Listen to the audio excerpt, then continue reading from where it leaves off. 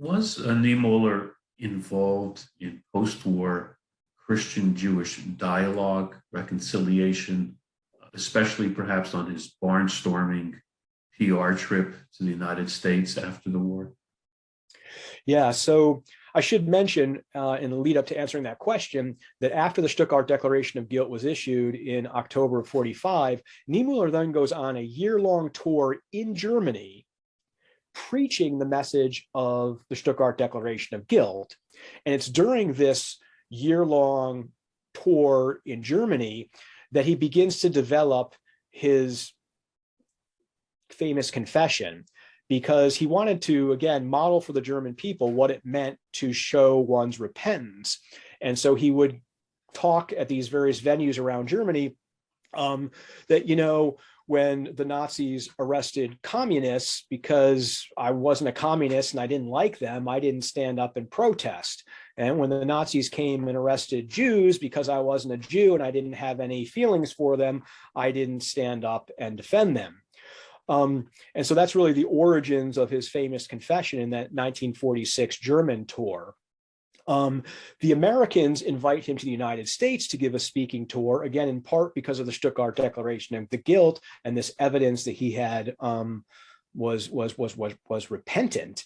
And so he comes to the United States, as you say, and spends about 5 months going from one city to another, talking about the experience of being in a concentration camp and his sort of Christian activism.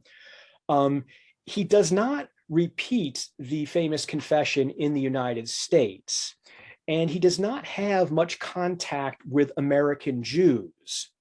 But to get directly to your question of whether or not he participates in the Christian-Jewish dialogue in the post-45 period, he does, but he was not at the forefront of it. So, for example, in 1948, he participated in the first conference of the German Evangelical Protestant Committee for Service to Israel. This is not the state of Israel, but to the people, to Jews. And so this was sort of the Protestant side of the Jewish-Christian dialogue. So he participates in the very first conference, which took place in 1948.